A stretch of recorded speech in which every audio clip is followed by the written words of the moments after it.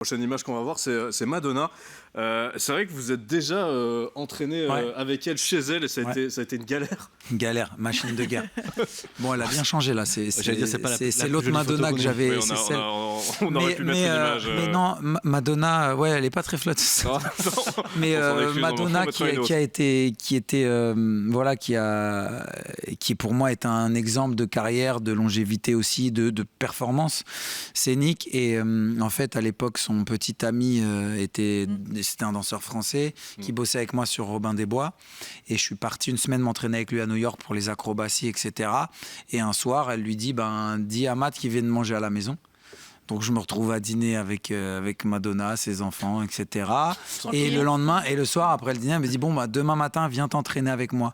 Et lui, il me dit, en général, elle fait ça quand elle aime bien les gens parce qu'elle veut leur montrer ce que c'est que la Champions League, en gros. Genre, si tu veux aller dans cette direction-là dans ta carrière, il va falloir rester prêt tout le temps.